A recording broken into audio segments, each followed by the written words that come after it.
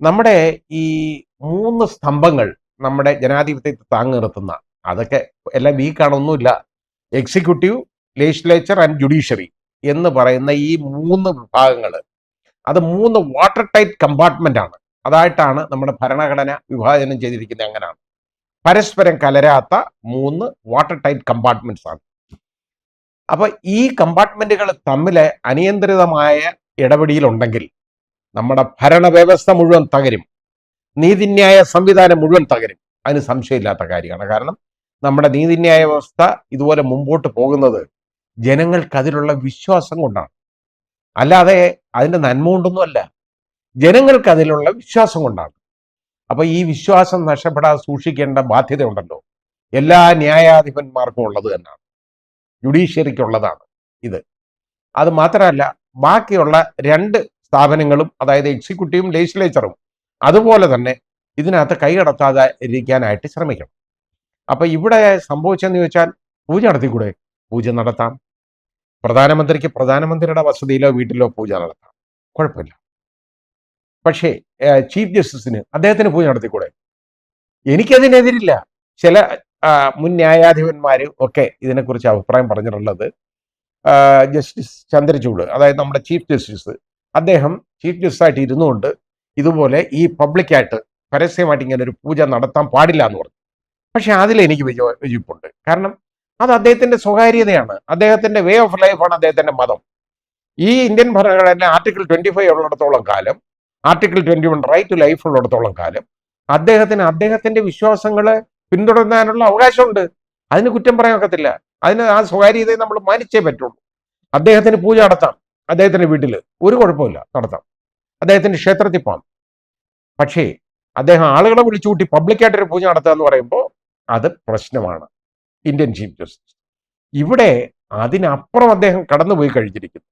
അദ്ദേഹം ഇന്ത്യൻ പ്രധാനമന്ത്രിയാണ് അവിടെ വിളിച്ചു വരുത്തുന്നത്.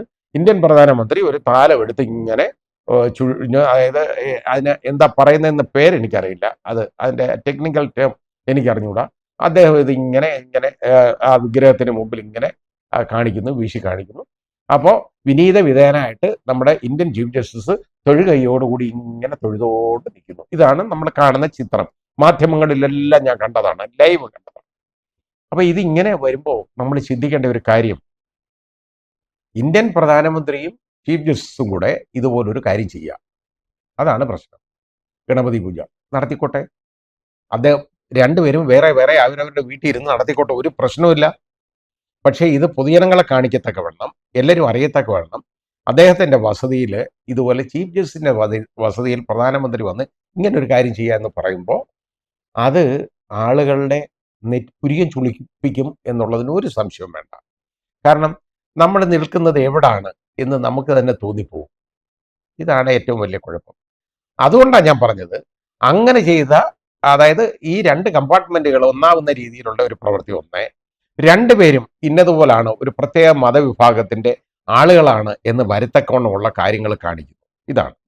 ഇനി ഇതിനെ ഒരുപാട് പേര് വിമർശിച്ചല്ലോ. രാഹുൽ ഗാന്ധി തുടങ്ങി ഒരുപാട് പേര് ഇതിനെ വിമർശിച്ചു. അപ്പൊ അതിനെക്കുറിച്ച് പ്രധാനമന്ത്രി, നമ്മുടെ ബഹുമാന്യനായ പ്രധാനമന്ത്രി ഘോര ഒരു പ്രസംഗം നടത്തി, ഒരു പബ്ലിക് സ്പീച്ച്. എന്താ പറഞ്ഞതെന്നറിയോ? ഗണപതി പൂജ ഇവിടെ നടത്തുന്നതിന് ചിലർക്ക് എതിർപ്പാണ്. അതായത് എവിടെ വെച്ചാൽ നടത്തിയെന്നുള്ളതല്ല, ഗണപതി പൂജ നടത്തുന്നതിന് എതിർപ്പാണ്. ആ എതിർപ്പുള്ളവര് അധികാര കസേരയിലേക്ക് നോക്കിക്കൊണ്ട് ചെയ്യുന്നതാണ്. അധികാരം, കേട്ടോ, അധികാരം ആഗ്രഹിക്കുന്ന ആളുകളാണ് ആ ചെയ്യുന്നത്. ഒരധികാരം ആഗ്രഹിക്കാത്ത ഒരാളെ ഞാൻ കണ്ട നമ്മുടെ ബഹുമാന്യനായ ഇന്ത്യൻ പ്രധാനമന്ത്രി മാത്രമേ ഉള്ളൂ. അതാണ് അദ്ദേഹം പറഞ്ഞത്. അധികാരം ആഗ്രഹിക്കുന്ന ആളുകൾ, ഇപ്പൊ രാഹുൽ ഗാന്ധിയൊക്കെ പോയിന്റ് ചെയ്തുകൊണ്ടാണ് ഈ പറയുന്നത്, അങ്ങനെയുള്ള ആളുകളാണ് ഈ ഗണപതി പൂജയെ എതിർക്കുന്നതെന്ന്. ഗണപതി പൂജ ഇവിടെ ആരും എതിർത്തില്ല ബഹുമാന്യനായ പ്രധാനമന്ത്രി. അത് തിരിച്ചറിഞ്ഞോളൂ. അങ്ങക്ക് എത്ര വേണമെങ്കിലും ഗണപതി പൂജ നടത്താം. പക്ഷെ ഇന്ത്യൻ ചീഫ് ജസ്റ്റിന്റെ വീട്ടിൽ പോയി ഇരുന്ന് നടത്താൻ പാടില്ല എന്ന് മാത്രമേ പറഞ്ഞിട്ടുള്ളൂ, അല്ലാതെ വേറെ ഒന്നും പറഞ്ഞില്ല. നിങ്ങൾ എവിടെ വെച്ച് വേണമെങ്കിലും നടത്തിക്കോളൂ. പക്ഷെ ഇത് ചെയ്യാൻ പാടില്ലാത്ത ഒരു കാര്യമാണ് ചെയ്തത്. അപ്പൊ അതിന് കൊടുത്ത എന്താണെന്നറിയോ?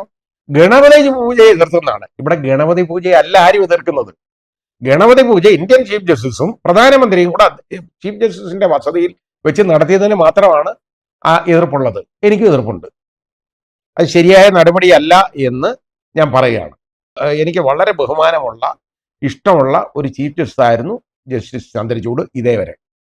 പക്ഷേ അദ്ദേഹത്തിന്റെ ഭാഗത്ത് നിന്ന് ഇങ്ങനൊരു അതിക്രമം ഉണ്ടായത് ഒരു കാരണവശാലും സഹിക്കാൻ പറ്റുന്ന ഒരു കാര്യമല്ല. അത് അതിനെ ന്യായീകരിക്കാൻ പറ്റുന്ന ഒരു കാര്യമല്ല. അതിൽ നിന്ന് ഇനിയെങ്കിലും അദ്ദേഹം ഇങ്ങനെയുള്ള നടപടികളിൽ നിന്ന് ഒഴിയണമെന്ന് ഞാൻ അഭ്യർത്ഥിക്കുകയാണ്. ഇത് നമ്മൾ തിരിച്ചറിയേണ്ടത് എന്താണെന്ന് അറിയാം. ഇപ്പോൾ എല്ലാവരും സങ്കുചിതമായ ജാതി ചിന്തയിലേക്കും മതചിന്തയിലേക്കും പോയിക്കൊണ്ടിരിക്കുന്നുണ്ടെന്നതാണ്. ഇതൊക്കെ ആകാം ഒരാൾക്ക് സ്വന്തം, അത് സങ്കുചിതമായിക്കൂടാ. കാരണം നമ്മൾ ഇവിടെ നമ്മുടെ ഭരണഘടനയിൽ എഴുതി വെച്ചിട്ടുണ്ട് നമ്മുടെ ഭാരതത്തിന്റെ പ്രത്യേകത, ഇന്ത്യയുടെ പ്രത്യേകത. ഇത്രത്തോളം മതങ്ങളുള്ള റിലീജിയസ് ഡൈവേഴ്സിറ്റി, അതേപോലെ ഭാഷകളുള്ള ലിംഗ്വിസ്റ്റിക് ഡൈവേഴ്സിറ്റി ഉള്ള ഒരു രാജ്യവും വേറെ ലോകത്തില്ല. ഈ 900-ൽ പരം ഭാഷകൾ സംസാരിക്കുന്ന വിവിധ മതങ്ങളിലുള്ള ആളുകൾ ഒരുമിച്ച് താമസിക്കുന്ന നാടാണ് നമ്മുടേത്. അവിടെ എങ്ങനെ പോകണമെന്ന് ഇന്ത്യൻ ഭരണഘടനയുടെ ആർട്ടിക്കിൾ 51 ക്യാപിറ്റൽ എയിൽ പറയുന്നുണ്ട്. കോമൺ ബ്രദർഹുഡ്, പൊതുവായ സാഹോദര്യം, അതാണ് നമുക്ക് വേണ്ടത്. അല്ലാതെ നിങ്ങളുടെ ഈ പൂജകളല്ല, പരസ്യ പൂജകളല്ല വേണ്ടത്. പരസ്പര ബന്ധമാണ്, സഹോദര ബന്ധമാണ്, സാഹോദര്യമാണ്, പൊതുവായ സാഹോദര്യമാണ് നമ്മുടെ നാട്ടിന് വേണ്ടി. എങ്കിലേ എല്ലാവർക്കും മുമ്പോട്ട് ഒരുപോലെ പോകാൻ പറ്റൂ. പക്ഷേ നിങ്ങളുടെ ഈ രണ്ടുപേരുടെയും പ്രവൃത്തി ഉണ്ടല്ലോ, ഇത് അതിനെതിരായി പോയി എന്ന് പറയാതിരിക്കാൻ നിർവാഹമില്ല.